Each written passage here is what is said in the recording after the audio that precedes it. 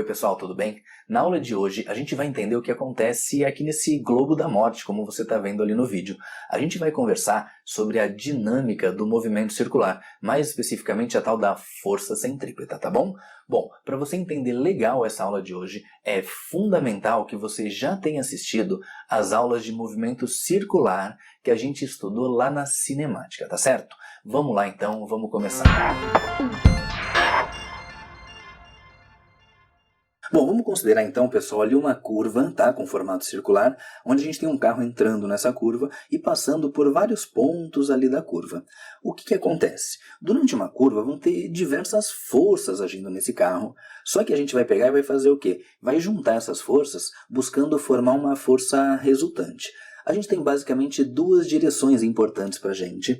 Uma das direções é a direção que, se a gente olhar para a circunferência, ela vai tangenciar essa circunferência nessa linha tracejada que eu estou fazendo para você nos pontos onde o carro está passando. Então é a direção chamada de direção tangencial. E se eu representar para vocês ali o centro da circunferência, existe uma outra direção que é a que passa pelo centro da circunferência, que é a direção radial, que é exatamente nessa direção que vai estar um dos tipos de força que a gente vai estudar, tudo bem? Agora, vamos supor que o carro entrou na curva com uma velocidade de 50 km por hora. Aí ele vai fazendo a curva, vai passar aqui numa velocidade de 50 km por hora, vai passar por aqui numa velocidade de 50 km por hora e assim por diante. Vamos lembrar lá das aulas de cinemática. Me diz uma coisa, dessa primeira posição para essa segunda e para essa terceira, o que aconteceu? A velocidade ela variou ou ficou constante, lembra? Ela variou em direção e sentido. O valor dela ficou constante. Então, significa o quê? Que ele não tem aceleração tangencial, porém, ele tem uma aceleração que faz a velocidade mudar de direção e sentido. E quando a velocidade muda de direção e sentido, a gente aprendeu lá nas aulas de movimento circular que existe uma aceleração que está apontando para o centro, e essa aceleração, a gente chama ela de aceleração centrípeta, que eu representei para vocês aqui. Agora, o que a gente aprendeu lá também? A gente aprendeu que toda aceleração está relacionada com uma força. Então, se eu digo que tem uma aceleração centrípeta, uma aceleração apontando para o centro da circunferência, eu posso dizer para vocês que existe uma força apontando para o centro da circunferência em todas as posições, para que esse carro consiga fazer esse movimento curvilíneo.Essa força que aponta para o centro é chamada força centrípeta, tudo bem? Bom, agora vamos considerar que o carro entrou aqui a 50 km por hora, chegou nesse ponto, ele está a 40 km por hora, e chegou nesse outro, ele está a 30 km por hora. Nesse caso, o que aconteceu? O carro perdeu velocidade, então a gente pode dizer que, além de ter uma aceleração centrípeta, existe uma aceleração tangencial. Como ele está perdendo velocidade, a gente pode dizer que a aceleração tangencial ela é contrária ao movimento, tudo bem? Então eu vou representar para vocês aqui a nossa aceleração tangencial e vou representar aqui a nossa aceleração tangencial. E aí, da mesma forma que a gente viu antes, se eu tenho uma aceleração, eu tenho uma força agindo. Então, nesse caso, eu teria uma força tangencial contrária ao movimento do carro, tudo bem? Bom, vamos anotar isso bem certinho então. A força tangencial e a força centrípeta. O que a força tangencial faz? Ela causa uma variação no valor da velocidade, e a força centrípeta ela causa para a gente uma variação na direção e no sentido da velocidade. Agora, o que eu quero ver com vocês? Eu quero focar nas forças do movimento circular e uniforme. Lembrando que, se ele é circular e uniforme, significa para a gente que o valor, ou seja, o módulo da velocidade permanece constante, tudo bem? Nesse caso, a gente vai dizer o quê? Que a força resultante é para a gente a força centrípeta. Agora, pessoal, a gente tem que tomar um cuidado. Quando a gente fala de força centrípeta no movimento circular e uniforme, a gente tem que lembrar que força centrípeta não é mais uma força que está agindo ali. Ela é simplesmente a força resultante que está atuando no corpo, tudo bem? É só um apelido que a gente dá para a força resultante. Coelho, mas como assim? Olha só, A força resultante é dado por massa vezes aceleração. Então, quando eu falo da força centrípeta, eu estou falando da aceleração centrípeta. Por isso que a nossa força centrípeta é dado por massa vezes aceleração centrípeta. A gente aprendeu que era velocidade ao quadrado dividido pelo raio. E essa é a expressão que a gente usa para determinar, então, a força centrípeta. Tudo bem? Pessoal, agora olha só, eu quero fazer uma discussão importante com vocês. Quando você está no carro e o carro arranca, de repente você é jogado para trás. É uma força que te joga para trás? Não, né? Lembra? A gente aprendeu que você fica por inércia. Outra coisa, quando o carro freia, de repente você é jogado para frente. É uma força que te jogou para frente? Não também, né? Lembra que a gente aprendeu que é por causa da inércia, que se você está em repouso, você tende a permanecer em repouso, e se você está em movimento, você tende a permanecer em movimento. A mesma coisa quando um carro faz uma curva. Se o carro faz uma curva, você está lá e você é jogado para o lado. Você não é jogado para o lado por uma força, não é uma força que está te jogando para fora da curva. Você tende a sair da curva por inércia. Agora, me diz uma coisa, quando um carro faz a curva, por que ele não derrapa? Por que ele não sai da curva? Vamos pensar? Porque existe uma força de atrito entre os pneus e o chão. Então, o que vai acontecer? A força de atrito não deixa o carro ir para fora da curva, o carro tende a deslizar para fora, então quer dizer que a força de atrito é para dentro da curva. Conclusão, numa curva, quem faz o papel de força centrípeta é a força de atrito, tá certo? Vamos anotar isso bem certinho, vem aqui comigo. Então, pessoal, olha só, nesse caso da curva, a gente sabe que existe uma força resultante apontando ali para o centro, que é a nossa força centrípeta. E nesse caso, quem faz o papel de força centrípeta é a força de atrito. Agora eu quero ver uma situação com vocês. Se a força centrípeta, nesse caso, é a força de atrito, o que a gente pode escrever aqui? Força centrípeta, a gente sabe que é massa vezes velocidade ao quadrado dividido pelo raio da curva. E a força de atrito é igual ao μ vezes a força normal.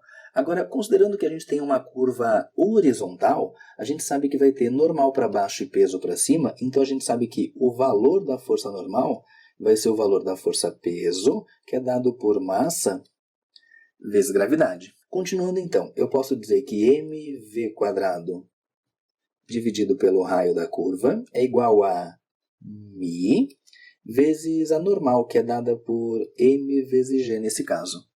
Escuta, olha só que coisa importante. Tá vendo que eu vou simplificar essa massa com essa? E aí a gente pode isolar a velocidade ao quadrado e dizer que ela é igual a... Esse r que está aqui dividindo pode passar lá para o outro lado multiplicando.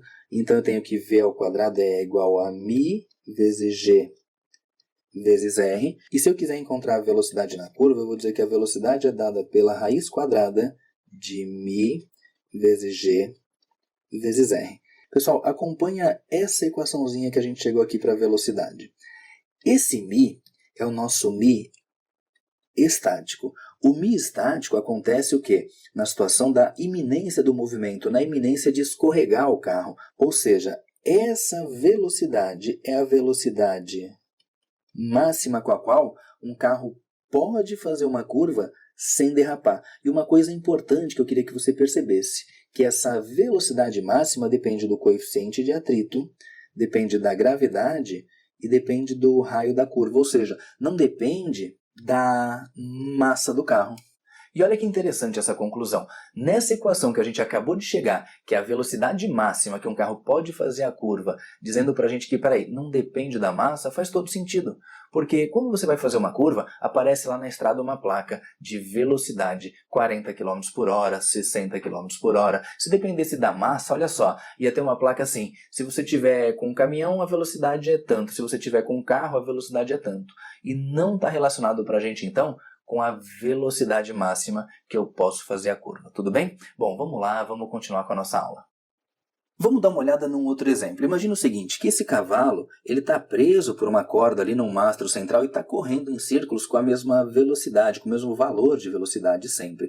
A gente tem ali um movimento circular e uniforme. Eu vou simplificar essa situação colocando para vocês ali um plano, ali representando o cavalo e a corda. E ele vai fazer esse movimento aqui, que é o movimento circular.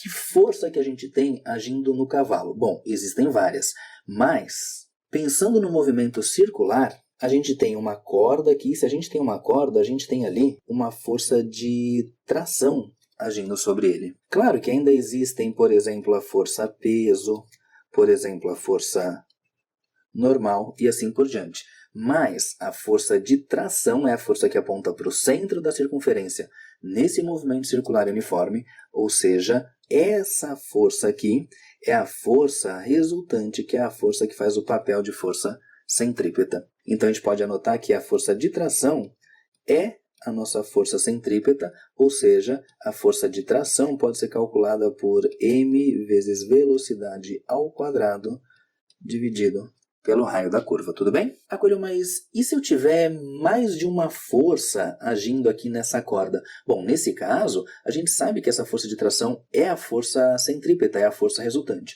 E eu vou te mostrar agora, na sequência, como que a gente resolveria uma situação dessas. Pessoal, agora olha só. Eu vou te mostrar uma outra situação. Eu vou pegar uma corda, vou prender uma pedra na pontinha dela e vou segurar essa corda e vou começar a girar de forma que a pedra vai girar na vertical, num plano vertical, certo? Então você pegou uma cordinha, uma pedra e começou a girar. E a gente vai interpretar todas as forças que estão agindo ali, tá certo? Então vem aqui comigo.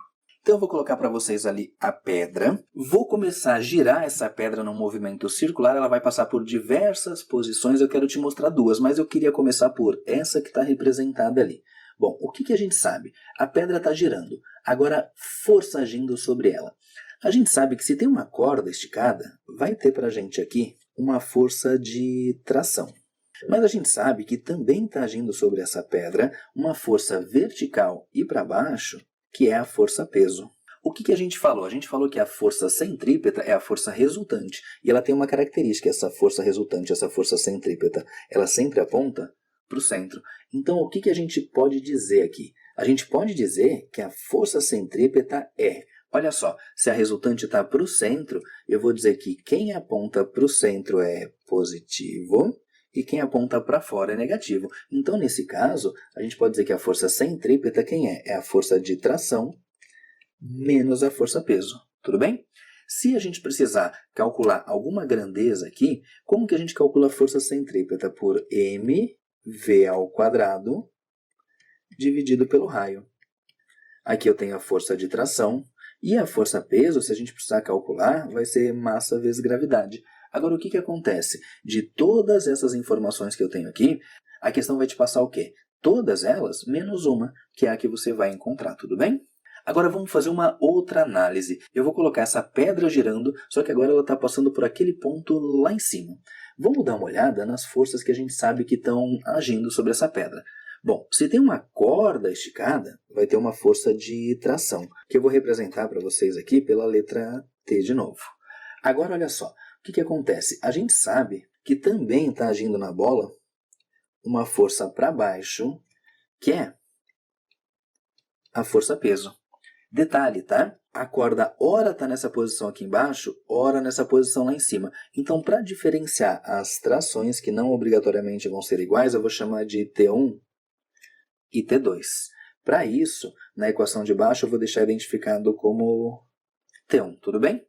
Bom, a gente sabe que no movimento circular, a gente tem uma força resultante, que é a força centrípeta, que aponta sempre para o centro da circunferência, e aí eu vou anotar a expressão dessa força resultante, que é a força centrípeta. Bom, primeira coisa, se a resultante aponta para o centro, o que está para o centro eu vou dizer que é positivo, e o que está para fora eu vou dizer que é negativo. Nessa situação aqui em cima, eu posso dizer então o quê? Que a força centrípeta é dada por... O que está para o centro é positivo, então é tração mais a força peso. Eu vou falar para vocês aqui que a tração eu vou chamar de tração 2, tudo bem?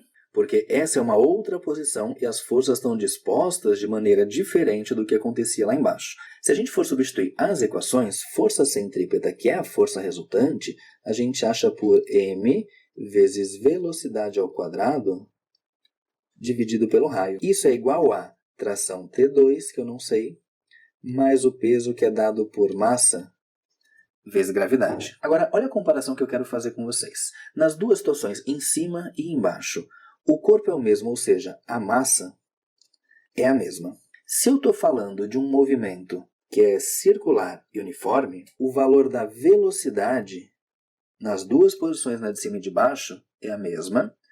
Como é a mesma circunferência, eu posso afirmar para você que o raio de curvatura é o mesmo nos dois e a gravidade, logicamente, é a mesma nas duas posições. Opa, peraí. Se tudo isso aqui e tudo isso aqui é igual, a força centrípeta aqui em cima e aqui embaixo é a mesma. Se m vezes g em cima e m vezes g embaixo é igual, então eu posso dizer que o peso da pedra é o mesmo, lógico, isso a gente já sabia. Conclusão que eu quero tirar com vocês.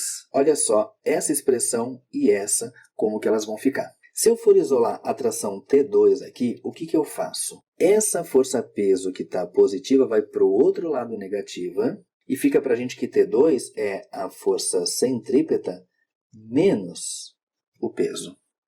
Já no caso de baixo, a tração T1 fica igual a essa força-peso que está aqui negativa vai ser escrita do outro lado positiva, então vai ficar para a gente força centrípeta mais o peso. E aí compara comigo a tração 2 e a tração 1. O que a gente descobre? Que nas duas situações eu vou ter trações diferentes, ou seja, na de cima eu vou pegar a força centrípeta menos o peso e na de baixo é a força centrípeta mais o peso. Conclusão, na situação de baixo, a força de tração é maior do que na situação de cima, tá certo? Então, se essa corda tende a estourar, ela tende a estourar quando a tração é a tração T1, porque a tração T1 é maior do que a tração T2.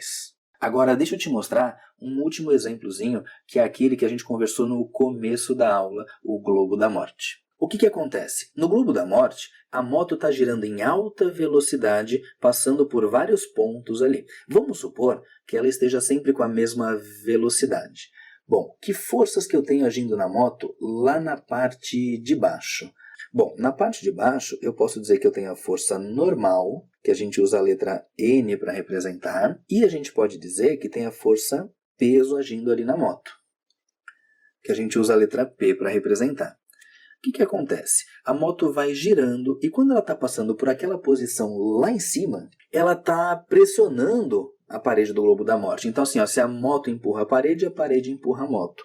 Conclusão, existe para a gente aqui uma força para baixo, que é a nossa força normal. E também, atuando para baixo, a gente vai ter a ação da força peso. Bom, igualzinho a gente acabou de falar naquela situação da pedra presa numa corda. A tração não era a mesma em cima e embaixo, da mesma forma que a força normal também não vai ser a mesma em cima e embaixo. Então lá embaixo eu vou chamar de N1 e aqui embaixo eu vou chamar de N2. Agora, eu quero focar com vocês no que acontece nessa situação aqui em cima. O que a gente pode dizer ali? A gente pode dizer que a força centrípeta, que é a força resultante do movimento, que é uma força que aponta para o centro da circunferência, é dada pela... Olha só, se eu for calcular a força resultante do peso e da normal 2, é só a gente fazer o quê? Que a resultante é peso mais a força normal. Agora, lembra comigo, por favor, quem é mesmo a força normal? A força normal é a força que o globo da morte faz na moto. Mas lembra ação e reação? Se o globo da morte faz força na moto, é porque a moto está em contato ali com o chão. Agora, qual seria para a gente a situação onde essa moto chegaria aqui em cima e cairia, despencaria dali? Pessoal, agora olha só, então o que acontece ali? A moto está girando ali no globo da morte e ela está encostando na grade. Bom, aquela grade que tem ali, quando a moto está passando lá em cima, a moto está pressionando a grade. Se ela pressiona a grade, lembra ação e reação? A moto empurra a grade empurra a moto. Bom, essa força com a grade empurra a moto é a força normal. O que a gente vai fazer ali? Olha só, na situação em que ela está passando ali em cima, se ela não tiver uma velocidade mínima, ela vai cair. Por quê? Porque quando ela está passando ali em cima, ela chegou numa certa velocidade que se ela está na iminência de cair, se ela está quase caindo, quer dizer que ela não está mais pressionando a grade.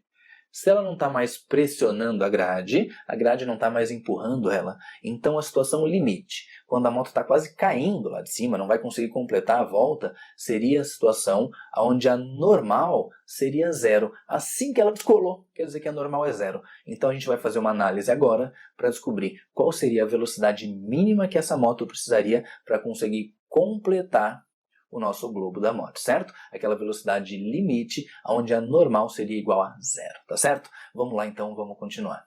Bom, pessoal, o que a gente conversou agora ali então? A gente conversou que na situação limite seria uma situação onde a moto não teria velocidade suficiente para completar o giro e aí, ao descolar aqui da superfície, essa normal cairia a zero.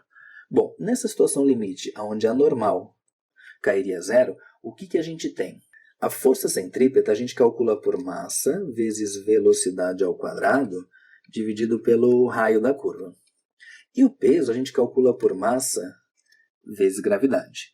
Aqui a gente pode simplificar as massas e aí a gente pode escrever que V ao quadrado é igual a... Esse R que está aqui dividindo pode ser escrito do outro lado multiplicando. Então fica para a gente que V ao quadrado é igual a R vezes G.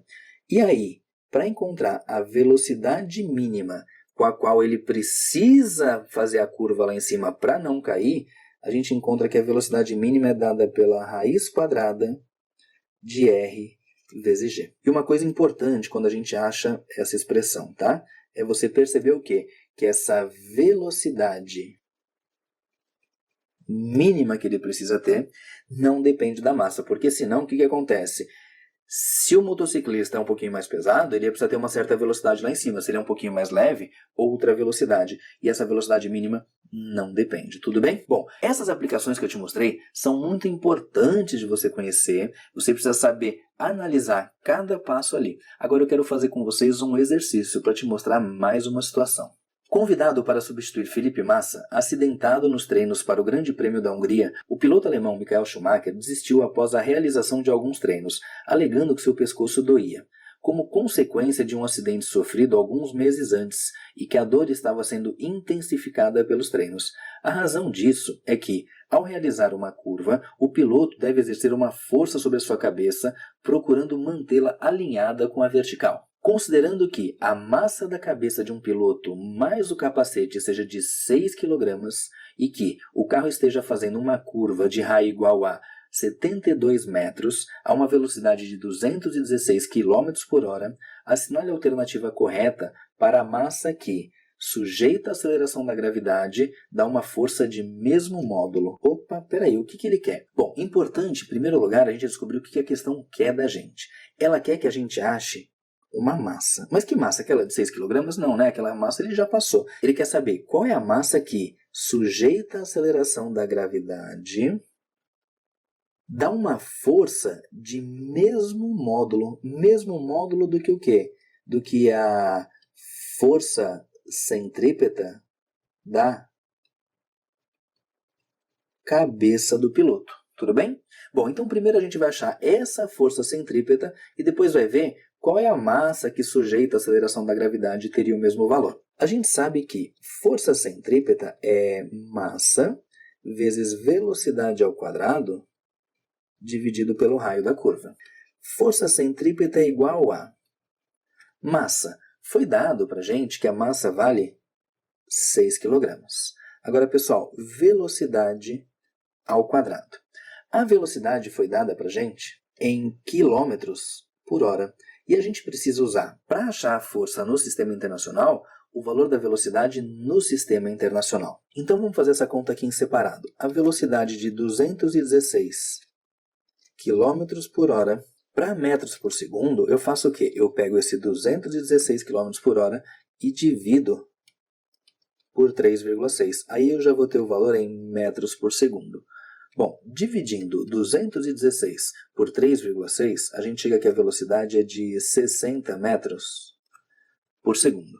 Então eu vou substituir aqui no lugar do V, 60.